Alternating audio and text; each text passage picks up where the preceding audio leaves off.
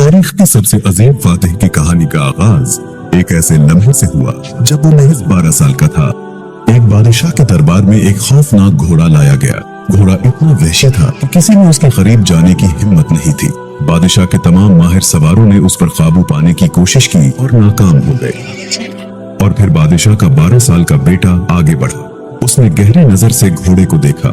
ये घोड़ा अपने ही साए से खौफजदा था। लड़के ने फौरन घोड़े का मुंह सूरज की तरफ मोड़ दिया। नरमी से उसकी गर्दन थपथपाई और पलक झपकने में उसकी पीठ पर सवार हो गया। जब घोड़ा पुरसकून हो गया तो सारे दरबार में सन्नाटा छा गया। बादशाह हैरान हो गया और उसने कहा, मेरे बेटे, तुम्हारे लिए ये छोटी सी सल्तनत बहुत कम है। तुम तो पूरी दुनिया फतह कर लोगे। यही लड़का तारीख का सबसे बड़ा फातिह बना, जिसे हम आज सिकंदर आजम के नाम से जानते हैं। आज की वीडियो में हम आपको बताएंगे कि कैसे एक लड़के की जहानत और हिम्मत ने उसे दुनिया का सबसे ताकतवर हुक्मरान बना दिया। सब्सक्राइब बटन पर क्लिक करना मत भूले, क्योंकि ये कहानी आपको हैरत के एक ऐसे सफर पर ले जाएगी जो आप कभी नहीं भूलेंगे। सिकंदर आजम सिर्फ 20 साल की उम्र में तख्त पर बैठा। 25 साल की उम्र में दुनिया की सबसे बड़ी ईरानी सल्तनत को रूंध डाला और 32 साल की उम्र तक वो दुनिया का सबसे ताकतवर इंसान बन चुका था। सिकंदर आजम जब सिर्फ 13 साल का था तो उसके वालिद ने उसे दुनिया के अजीम तरीन फलसफी अरस्तू के हवाले कर दिया। अरस्तू ने उसे सिर्फ फलसफा ही नहीं सिखाया, बल्कि उसकी सोच को वसी किया। अरस्तू ने 13 से 16 साल की उम्र तक उसको फलसफा, हुक्मरानी, जंगी हिकमत अमली, मंतिक, तिब और साइंस का इल्म दिया। एक दिन अरस्तू ने सिकंदर से कहा, दुनिया सिर्फ एक नक्शा है और तुम वो हाथ हो जो उस पर नक्श बनाएगा। तुम जमीन की लकीरें बदल सकते हो अगर तुम अपनी सोच को हथियार बना लो। ये अल्फाज महज तालीम नहीं, एक चिंगारी थी। सिकंदर की आंखों में चमक आई। वो खड़ा हुआ और आसमान की तरफ देखा। उस लम्हे उसके दिल में ये ख्याल नहीं था कि वो एक शहजादा है, बल्कि ये यकीन था कि वो दुनिया का मालिक बनेगा। अब सिकंदर के दिल में सिर्फ एक तलब थी, फतह। सिर्फ मैसेडोनिया नहीं, एशिया, अफ्रीका और वो जमीनें भी जिनका नाम अब तक कोई नहीं जानता था। उसने फैसला कर लिया था कि वो न सिर्फ तलवार का शहंशाह बनेगा, बल्कि ख्यालात, फलसफे और इंसानों के जज्बों पर भी हुकूमत करेगा। 20 साल की उम्र में सिकंदर के बाप फिलिप का कत्ल हो गया। तारीखदानों के मुताबिक ये कत्ल एक जाती दुश्मनी थी, जबकि कुछ लोगों के मुताबिक ये कत्ल सिकंदर की मां ओलंपियस ने करवाया था, क्योंकि फिलिप ने सिकंदर की मां को छोड़कर एक और औरत से शादी कर ली थी और सिकंदर की मां को सिकंदर के अलावा एक नया वारिस पैदा होने का अंदेशा था। जिस रात फिलिप का खून बहा, सिकंदर एक शहजादे से शहंशाह बन गया, मगर तख्त पर बैठना आसान न था।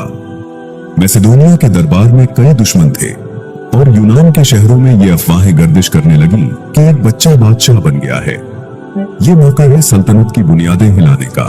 बाप की मौत के बाद उसने तख्त संभाला। उसके बाप के कत्ल के बाद हर तरफ बगावतें फूट पड़ी थी, लेकिन उस नौजवान बादशाह ने हैरत अंगेज फैसला कुन इक़दामात किए। कुछ लोगों ने सोचा कि ये नौजवान बादशाह कुछ देर ही हुकूमत कर पाएगा, मगर उसने अंदरूनी साजिशें खत्म की, मैसेडोनिया में इस्तेहकाम पैदा किया और यूनान की इन रियासतों को भी झुका दिया जो समझती थी कि फिलिप के बाद मैसेडोनिया टूट जाएगा। थिबस शहर में बगावत हुई तो सिकंदर ने सख्त कार्रवाई की। शहर को मुकम्मल तौर पर तबाह कर दिया गया ताकि बाकी रियासतें इबरत हासिल करें। इसके बाद सिकंदर ने एक नई सिमत में कदम रखा, मशरिक की तरफ, जहां ईरान की अजीम सल्तनत इसका इंतजार कर रही थी। रास्ते में कई छोटी रियासतें आईं, जिन्हें या तो फतह किया गया या उनसे इत्तेहाद कर लिया गया, मगर असल मुकाबला ईरान के शहंशाह डेरीस से था। डेरीस के पास लाखों की फौज, बेपनाह दौलत और एक वसी सल्तनत थी, मगर सिकंदर के पास सिर्फ 40,000 मुंतखब सिपाही थे और एक नाकाबिल शिकस्त जुनूनी अज़्म। पहले बड़ी टक्कर एसस के मकाम पर हुई। सिकंदर ने डेरीस के खिलाफ चालाकी से मंसूबा बनाया। उसने दुश्मन की सफों में खलल डालने के लिए अपनी घुड़सवार फौज का इस्तेमाल किया और जंग को डेरीस की फौज के मरकज तक ले गया, जहां डेरीस खुद मौजूद था। जंग के दौरान डेरीस खौफजदा होकर मैदान छोड़कर भाग गया और उसका खानदान सिकंदर की कैद में आ गया, उसकी माँ, बीवी और बेटियां। मगर सिकंदर ने उनके साथ इज्जत का बर्ताव किया। उसने डेरीस की माँ से कहा, मैं तुम्हें एक दुश्मन की माँ के तौर पर नहीं, बल्कि एक मलका के तौर पर इज्जत दूंगा। ये इकदाम सिकंदर के दुश्मनों को भी हैरान कर गया। डेरिस अपनी शिकस्त के बाद दोबारा फौज जमा करने लगा। उसने सिकंदर को खत भेजा कि चलो हम आधी दुनिया बांट लेते हैं, तुम मगरिब रख लो, मैं मशरिक रख लेता हूँ। सिकंदर ने इनकार कर दिया और बोला, एक सूरज के नीचे दो बादशाह नहीं हो सकते। अगली बड़ी फैसला कुन जंग गोगा मेला के मकाम पर हुई। उस जंग में भी डेरिस की फौज तादाद में बहुत ज्यादा थी, मगर सिकंदर की हिकमत अमली, नज़्म व ज़ब्त और सिपाहियों की वफादारी ने एक बार फिर फैसला कुन किरदार अदा किया। डेरिस को दूसरी बार जान बचाकर मैदान जंग से फरार होना पड़ा, मगर इस बार उसके अपने ही सरदारों ने उसे कत्ल कर दिया ताकि फतह के बाद सिकंदर से माफी हासिल कर सके। जब सिकंदर को डेरिस की लाश मिली तो वो गमज़दा हो गया। उसने डेरिस के कातिलों को सजा दी और उसे शाही एजाज के साथ दफन करवाया और अब वो ईरान की अजीम सल्तनत का हुक्मरान बन गया। ईरान में फतह के बाद सिकंदर की कामयाबी का डंका पूरी दुनिया में गूंजने लगा और उसका नाम ताकत की अलामत बन गया। ईरान फतह करने के बाद सिकंदर की नजर मिस्रियों ने इसे एक निजात दहिंदा के तौर पर खुशामदीद कहा।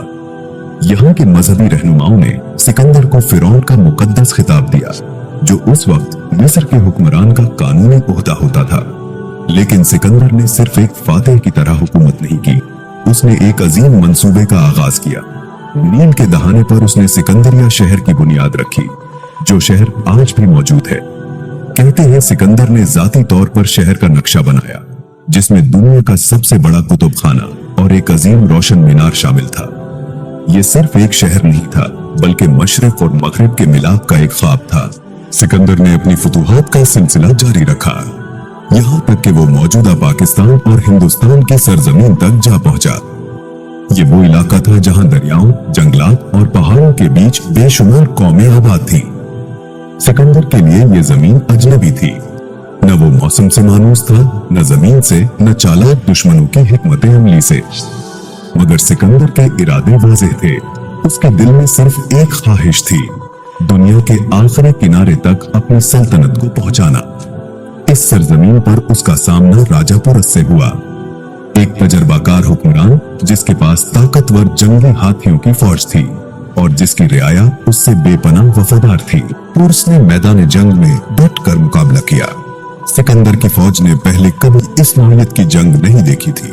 जमीन हाथियों से टहल रही थी, तीर अंदाजी महारत की इंतहा पर थी और दुश्मन के सिपाही पूरी जान से लड़ रहे थे। मगर सिकंदर वही था जो हर मुश्किल को मौका में बदलना जानता था। उसने दुश्मन की सफों में दरार डालने के लिए पहले हाथियों को अलग थलग किया, फिर तेज रफ्तार घुड़सवार दस्तों को इतराफ से हमले पर मामूर किया। सिकंदर खुद सफे अव्वल में लड़ रहा था, एक लम्हे को भी वो पीछे नहीं हटा। सिपाहियों ने जब उसे दुश्मन के नेज़ों के दरमियान देखा तो उनका हौसला दोगुना हो गया। सख्त और तवील जंग के बाद बिलाखिर राजा पुरस को शिकस्त हुई। वो जख्मी और कैद होकर सिकंदर के सामने लाया गया। सिकंदर ने उससे सवाल किया, तुमसे कैसा सलूक किया जाए? पुरस ने जवाब दिया, एक बादशाह दूसरे बादशाह से जैसा सलूक करता है। सिकंदर इस जवाब से बहुत मुतासिर हुआ।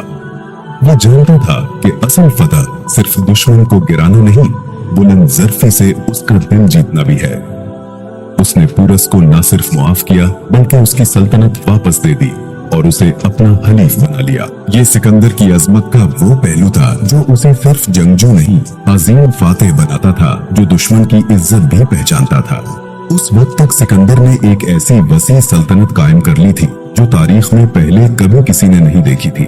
उसके ज़ेरे नगीन मगरबी दुनिया का मैसेडोनिया और यूनान, एशिया ए कूचक, मौजूदा तुर्की, मिस्र, मेसोपोटामिया की जरखेज जमीनें, ईरान की अजीम सल्तनत, अफगानिस्तान के दुश्वार गुजार पहाड़ और कबायली इलाके और बरसगीर की सरजमीन शामिल थी।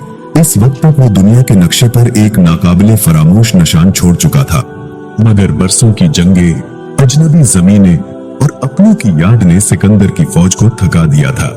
जब उसने मजीद मशरिक में दरिया गंगा की तरफ बढ़ने का इरादा जाहिर किया तो पहली बार उसके सिपाहियों ने आगे बढ़ने से इनकार कर दिया। सिकंदर ने उन्हें समझाया कि हम आधी दुनिया को फतह कर चुके हैं, मगर जो आगे है उसके बाद हम पूरी दुनिया पर हुकूमत कर सकते हैं। मगर बरसों के सफर से थकी हुई फौज की आंखों में अब फतह की चमक नहीं, घर वापसी की ख्वाहिश थी। सिकंदर ने अपनी फौज का ये फैसला दिल से कबूल किया। उसने ईरान, अफगानिस्तान और वस्ती एशिया की शहजादियों से शादियां की। ये सिर्फ ताल्लुकात नहीं, सल्तनतों को जोड़ने की तदबीर थी। कहा जाता है कि आज दुनिया की आबादी के तकरीबन 1% लोगों में सिकंदर आजम का डीएनए मौजूद है। आधी दुनिया को फतह करने के बाद हिंदुस्तान से वापसी पर बाबिल के मकाम पर जो मौजूदा वक्त में इराक का इलाका है, वो एक पुरस्रार बुखार में मुब्तला हो गया।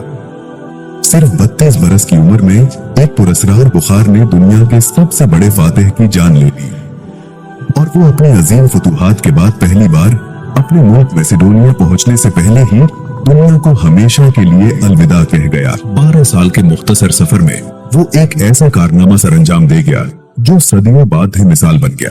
इसने आधे दुनिया को अपने कदमों में झुकाया। मैदान जंग से लेकर सियासत, इत्तेहाद और इंसानों के दिल जीतने तक सिकंदर सिर्फ शमशीर का नहीं, फरासत का भी फातिह था। और यूं एक नौजवान जो 20 बरस की उम्र में बादशाह बना, तारीख का वो बाब लिख गया जिसे आज भी दुनिया सिकंदर आजम के नाम से याद करती है। दोस्तों, अगर ये वीडियो आपको पसंद आई तो हमारे चैनल को सब्सक्राइब करें। अब मिस्र की तरफ थी, एक ऐसी सरजमीन जो सदियों से ईरानी हुक्मरानों के जुल्म की चुक्की में पिस रही थी।